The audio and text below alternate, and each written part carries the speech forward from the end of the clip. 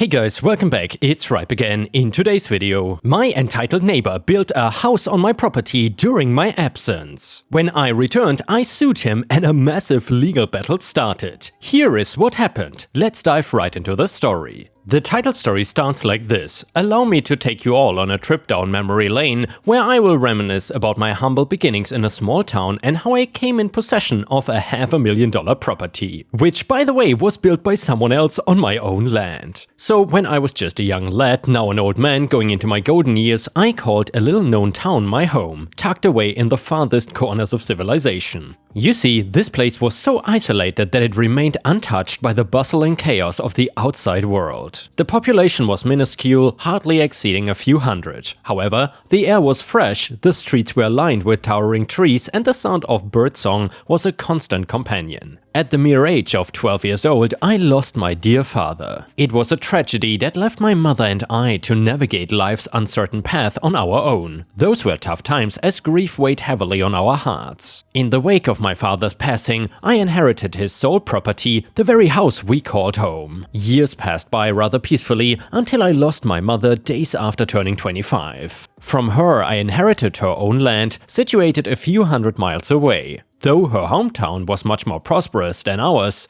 I could not bear to leave this place behind. The walls of my home held precious memories that I was too weak to let go of. Nevertheless, I could not let my mother's land go to waste. So I made occasional visits to the land, ensuring it was protected from encroachment. I had the area fenced off, a visible marker that proclaimed its ownership by someone, a quiet reminder that it was not abandoned or free for all to claim. You see, in those days it was not uncommon for people to erect barns and sheds on unclaimed land, hoping to secure their own slice of the agricultural bounty. Fencing the land was a necessary step, a way to safeguard my mother's inheritance and prevent any unintentional disputes that might arise otherwise. But I guess what is bound to happen will always find a way to happen, right? Well, my visits to my mother's land were not only to ensure its protection, but also to reconnect with my extended family who lived in that town. Due to a severe drought that plagued my own town during one scorching summer, I had been unable to make the journey for nearly a year. When I finally set foot on the land, well, I was greeted with something far from what I had expected. Someone had not only encroached upon the land, but had the audacity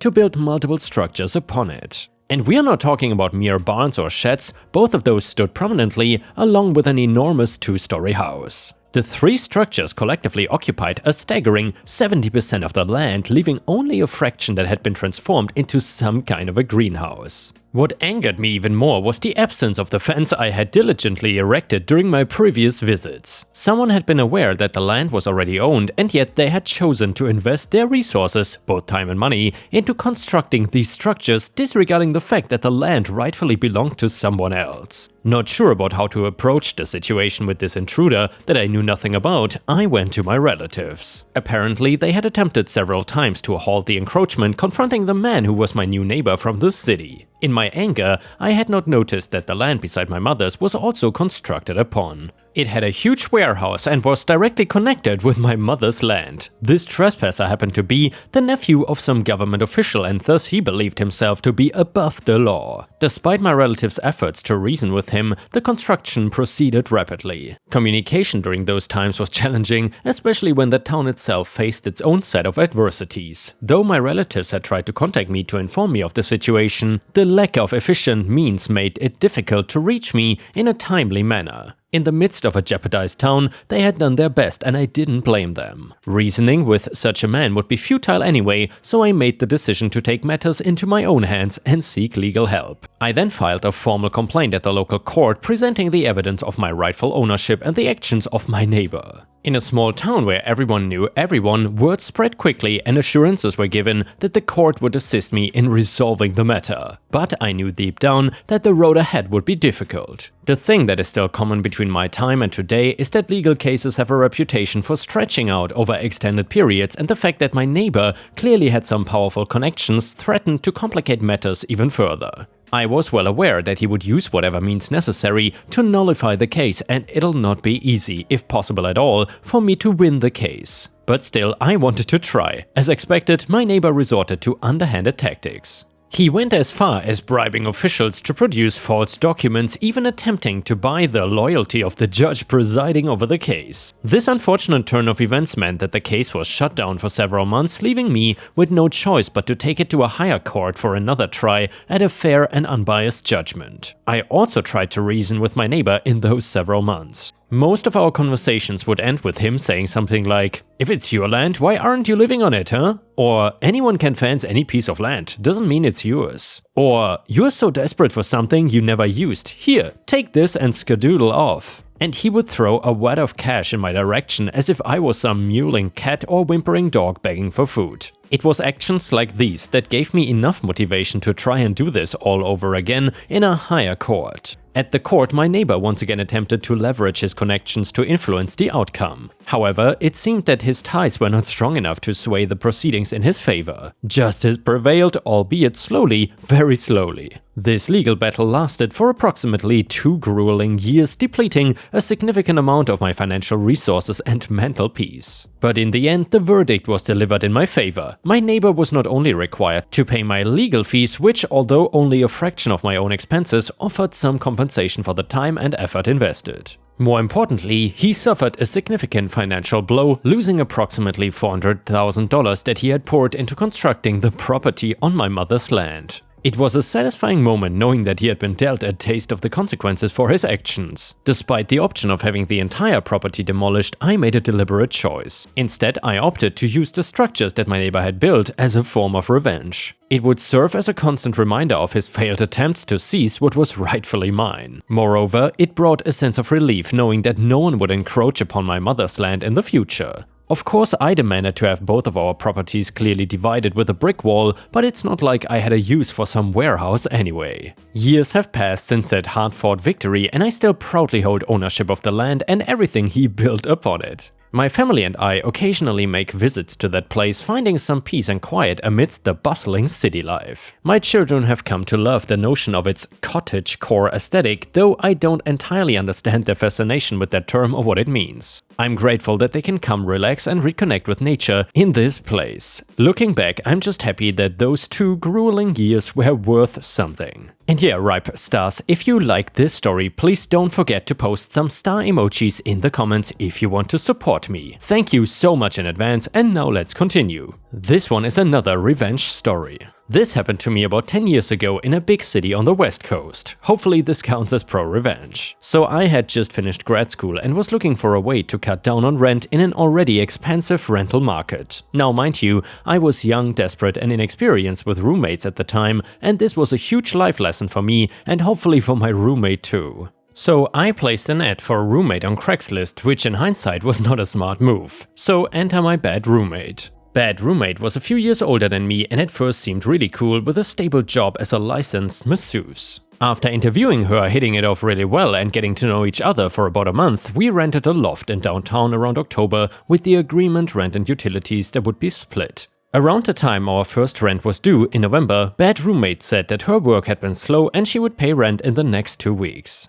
Luckily, I had enough in savings, so I covered rent. Well, 2 weeks came and went and still no rent. When I asked her about the rent, she yelled obscenities and accused me of being abusive and harassing her. No kidding. While claiming she didn't have money for rent, she would be out of the house from around 9 AM until around 2 AM visiting friends. All of this nonsense continued on, as well as other things such as stealing my food and breaking some of my belongings, including a bottle of wine that my recently deceased sister had gifted to me. Bad roommate excuse was bad energy in the house while giving me a little smirk. Fast forward to the beginning of December and you guessed it, still no rent. This time, in addition to yelling obscenities, accusing me of being abusive and breaking my stuff, bad roommate called the cops on me, accusing me of making threats to her. The cops did not do anything as there was no evidence I did anything, for the record I didn't, but they did give me a lecture about making threats and said next time they would come out I could be arrested or forced to leave the residence. By this time I was almost out of savings and was fearing eviction.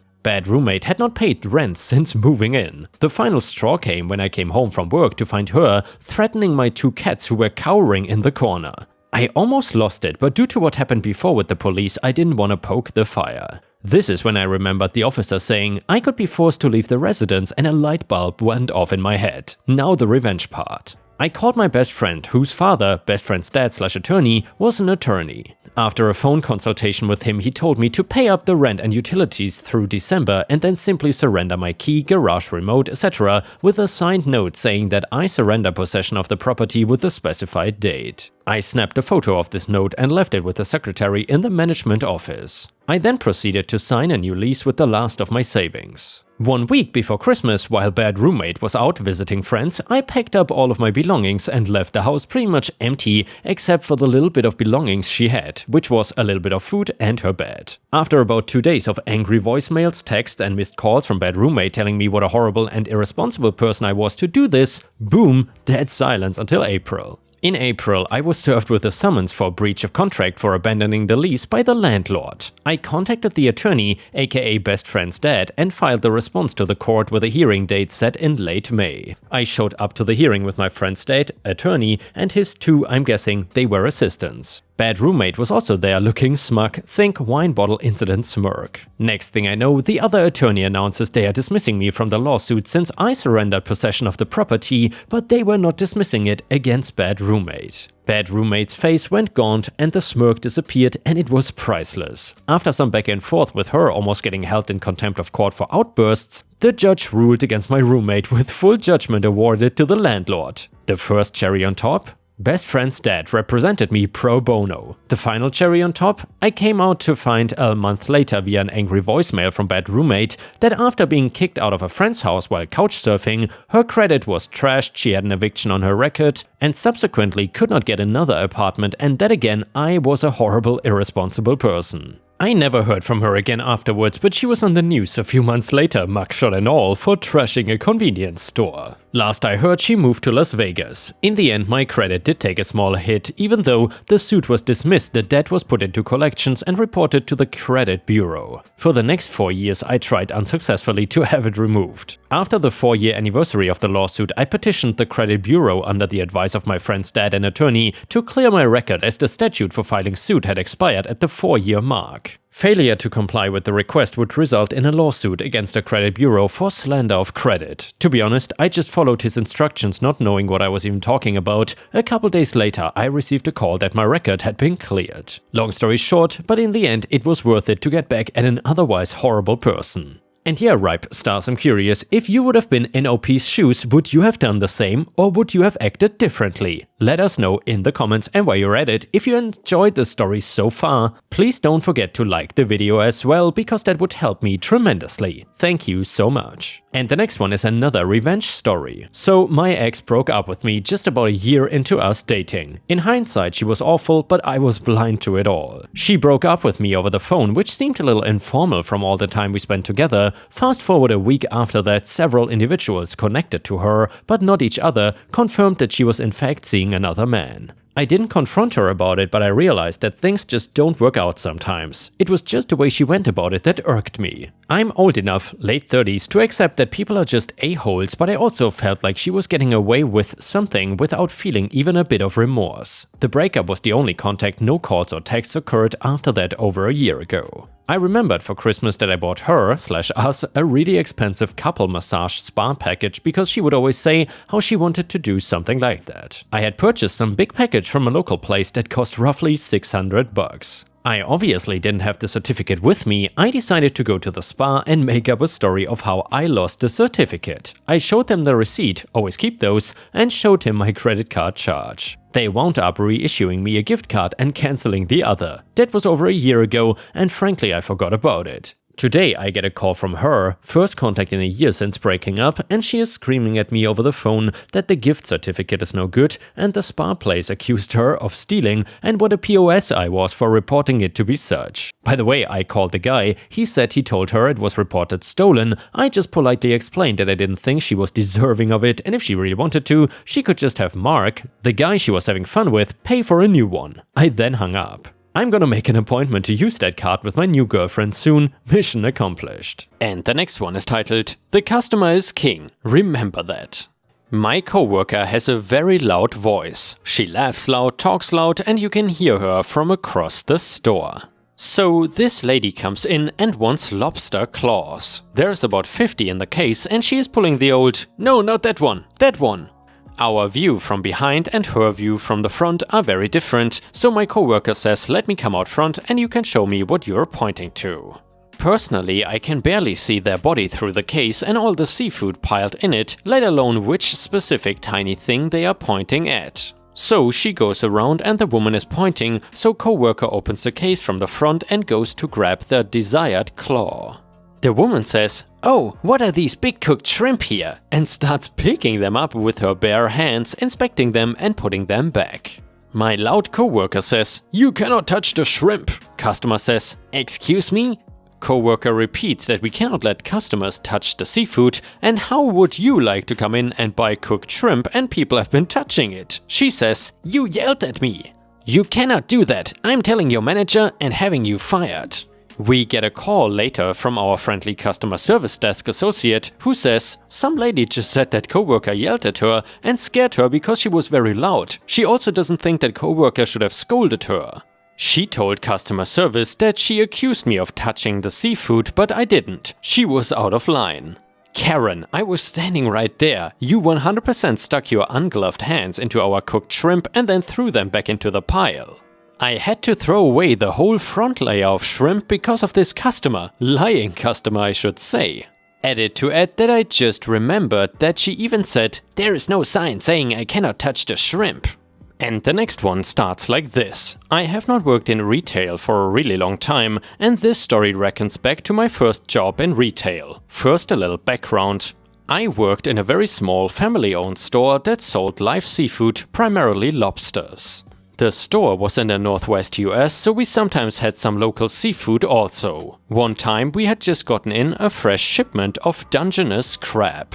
Dungeness crab is delicious, but it does not last very long, so buying the crab alive is the best way to preserve freshness. The store had enormous saltwater tanks to keep the crab in, but to take them home, we would wrap them in newspaper. Did I mention that this was a long time ago? Crabs are pretty easy to handle if you know how, but if you are careless, they have claws that can feel like a pair of big vice grips. Crabs are helpless if you lay them on their back. To wrap them up, you simply lay them on their back next to the corner of the piece of newspaper and wrap the corner of the paper over the crab. The crab will fold its legs in because its vital organs are on the bottom.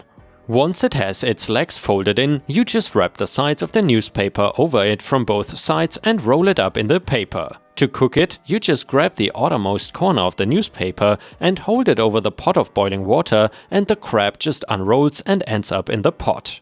One day, this dad comes into the store with two sons who were both preteens, and the dad wanted to order some crabs. Occasionally, people who bought crab made an issue of whether the crabs had all of their legs.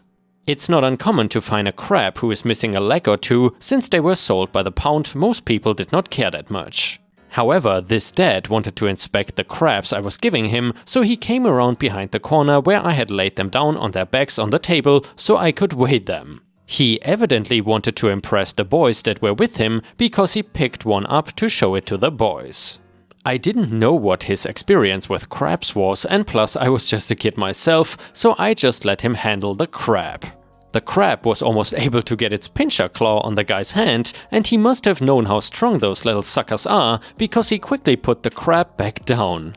Unfortunately, this genius put the crab down on its legs. Crabs spend some of their time out of the water, so they can run pretty fast to keep away from gulls and other birds who love to eat them. So once this crab was on its legs, it took off running. It fell off the counter and landed on the floor. Still on its legs, it began running towards the darkest place it could see, which was under the big cooking pot we had for cooking the crabs. If it got under there, it would be very difficult to get it back, so I literally had to jump on it to grab it. I ended up getting my hand under the crab, but I had it too far under the crab, and the crab was able to reach the end of my fingers with its claws. As soon as it got a grip on my finger, it felt like someone was gripping my finger with vice grips, and it hurt worse than anything I had previously experienced in my brief 17 years of life. I also knew that crabs have two of these pinchers, and the crab was trying to grab me with its other claw, so I had to act fast.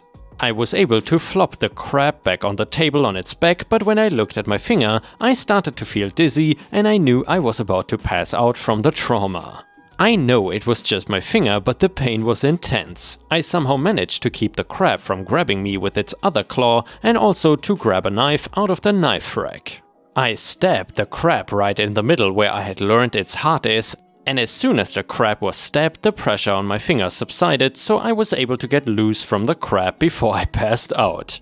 I was not actually conscious for the next part, but evidently the dad backed away and one of my coworkers wrapped up his crabs and he quickly exited the shop. When I came to, I was laying down on the floor of the office with my hand in a pan of cold water. Somehow, the owner of the store did not think to include a first aid kit as part of the essentials of running the business, and fortunately, one of my female coworkers had bandages in her purse, so I was able to at least stem the bleeding. The swelling was still pretty bad and my fingertip was shredded. That bozo left with 2 live crabs and 1 dead one. I only hope he tried to pick up one of the live ones himself, and sorry that the idiot wasn't the one who suffered in this story, but I only worked in retail for a few short years. This experience was enough to convince me to choose a non-retail career. And with this, we have reached the end of the video. However, if you cannot get enough of my content, please check out my endless playlist, where you can find thousands of hours of content. In addition, please don't forget to subscribe to my channel to not miss any of my daily uploads. Thank you so much in advance, and I hope to see you again tomorrow.